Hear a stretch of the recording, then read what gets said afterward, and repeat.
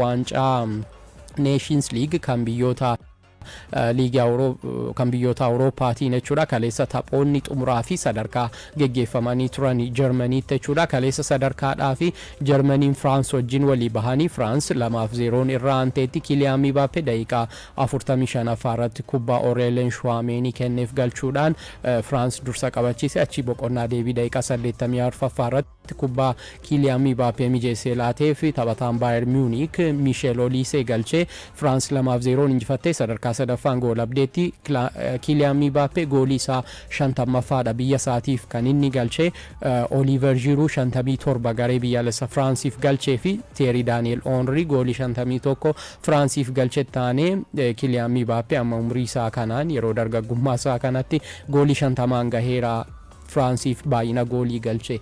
Tapha waancaatiin ammoo halkan galgala sa'aatii 4 eegalanii Portugaaliif Spain walii bahanii turanii yeroo tapha idilee fi daqiiqaa 30 dabalame 2-0 kan isaan xumuranii Portugaaliif Spain goolii galchuun dursa akka qabattee Spain turte. Peenaalitiin garuu Portugal injifattee shaampiyoonii taateetti. Martin Zubimendi daqiiqaa 21 irratti Pedriin kubbaa mijeessee kenneef galchuudhaan Spainin dursa qabachiise. Achi daqiiqaa 5 booda daqiiqaa 26 irratti Nuno Mendes Pedro Neto kubbaa mijeessee kenneef galchuudhaan tokko qixaa ta'anii boqonnaa ba'uun dura garuu Mikel Oyarzabal daqiiqaa 45 irratti Spain dursummaa isheetti deebisee boqonnaa ba'ee ture. Haa ta'u malee Cristiano Ronaldo daqiiqaa 61 irratti goolii inni galcheen Portugal fi Spain 2-0 ta'anii achi gara rukuttaa peenaalitii adda baastuutti deemaniiti kan peenaalitiin Portugal injifatte. Portugal dorgommii kanaan waancaa isa jalqabaa baruma dorgommiin kun eegale 2019 shaampiyoonii turte. Edammoo ollaa ishee Spain darbii Iberiyaaniin injifatteeti kan isheen shaampiyoonii taate. Cristiano Ronaldo daqiiqaa dabalataa dura jijjiiramee bahee miidhameeti kan inni bahee garuu miidhamni isaa gasmara jabaa hin fakkaatu.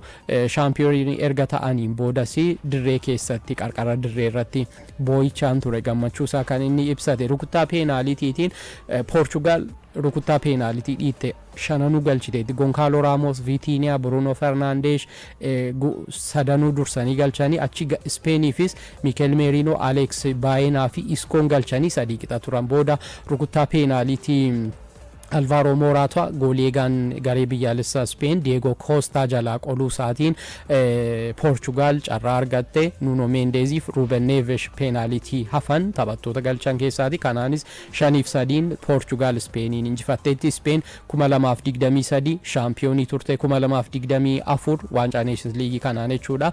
2023 shaampiyoonii turte. 2024 ammoo waancaa Awurooppaa injifattee turte. Biyyi kun amma erga siigaa yeroo jalqabaatiif waancaa dhabdee jechuudha 2023 asitti jechuudha. Cristiano Ronaldo goolii isaa internationalaa garee biyyaalessa Firaansiif baay'ina goolii galchee 138 gaheera. Umrii isaa 40 irratti kan goolii 138 kan inni galchee. Goolii qixxeessituu erga galcheen booda jalqaba VAR sochii taphichaa ilaalee murteessaati kan inni ture. Booda gooliin kun sirrii ta'uu ishee erga mirkanoofteen booda gammachuusaa yeroo ibsu gurra taphataa Spain Mikel Oyarzabal akka qimmiiduu gochuudhaan ture gammachuusaa kan inni ibse.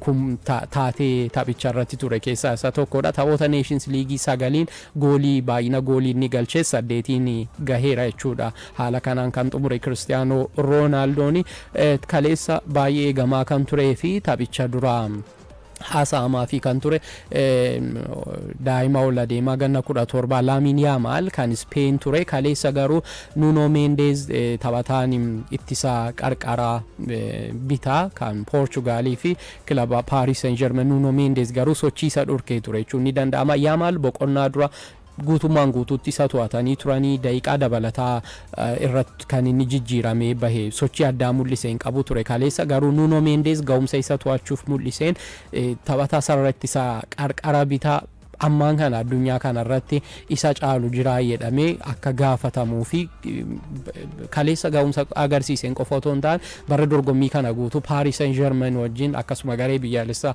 Portugal wajjin gahumsa mul'iseen gahumsi inni iddoo sanatti qabu amma addunyaarraa sadarkaa tokkoffaarra nama jirudha akka jedhamu kan akkasitti leellifamu isa godheedha. Nuno Mendes ittisa qarqara sanarratti Paris Saint-Germain wajjin shaampiyoonii waancaa Champions League kilaboota Awurooppaa yeroo ta'an akkasuma waancaa liigii France yeroo injifatan gahumsa addaa mul'ise. Bara dorgommii kana ammoo kan nama raaju gahumsa fullaadha kan inni mul'isaatii ture. Taphoota walumaa gala jechuudha bara dorgommii kana kan kaleessaa dabalate taphoota 56 kan inni taphate hagam dadhabbii malee taphataan kun deemaa gahumsa gaarii mul'isaa akka inni jiru kan agarsiisudha. Yaa maaliin iddoo banaa akka inni arganne akkasumas irra deddeebiin itti deddeebi'ee kubbaarraa buufachuu fi akka inni kubbaa mijeessee hiriyoota isaatiif hin dabarsine gochuu wajjin wal qabate Laamin Yaamaal irratti olaantummaa isaa irree jabaadha kan inni mul'isee ture jechuun hin danda'ama. Kaleessa Speen ammas waancaa addunyaa 2026tiin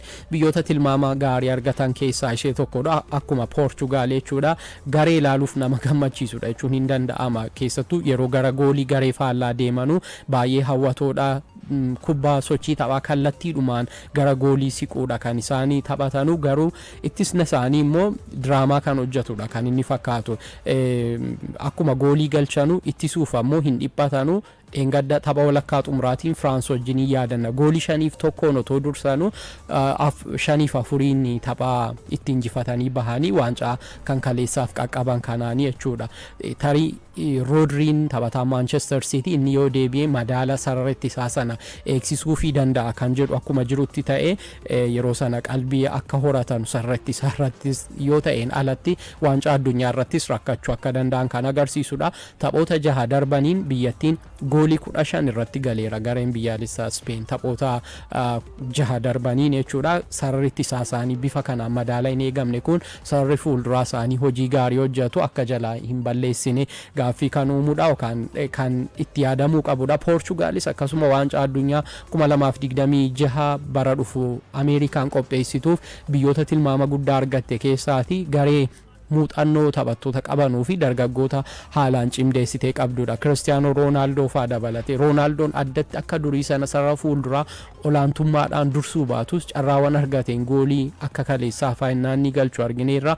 Inni jira Bruno Fernandes, Ruben Diaz taphattoota muuxannoo jajjaboo qabu jedhamanii heeraman keessaati. Dargaggoota umrii xixiqqaa qaban kan akka Mendes reefu 22dha. Joao Neves umriin isaa 20 irra jiru. Vitinha 25, Goncalo Inacionis akkasuma reefu ganna 23dha. Conceição 22, Rafael Leao garee reefu umriin isaa 25dha. Kanneen yeroo ilaalamu tarii Portugalis waancaa addunyaa bara dhufuu irratti garee baay'ee jabduu taate dhiyaachuu dandeessu akka taate kan agarsiisudha. Tapha deebiitiif baay'ee akkasuma sochii dandeettii addaa qabanudha. Akkasuma immoo kubbaa to'achuu pooses gochuu irratti garee jabaa ta'edha. Haala kanaan kaleessa injifataniiru. Waancaa addunyaatiifis biyyoota tilmaama olaanaa argatan lamaantu walii bahee ture jechuudha kaleessa.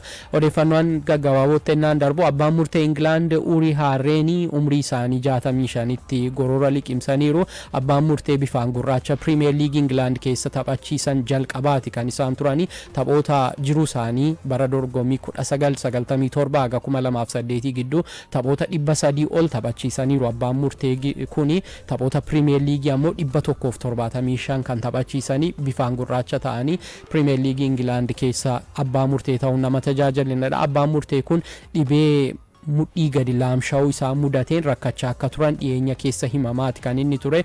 Jaamaayikaatti dhalatanii garuu ijoollummaa isaaniitiin gara England deemanii magaalaa Sheffield keessa nama guddatanidha.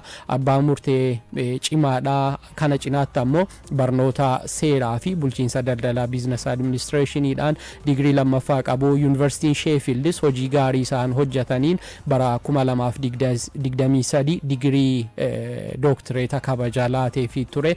Kaleessa garuu gorora liqimsuu isaanii yookaan du'aan addunyaa kanarraa boqochuun isaanii himameera.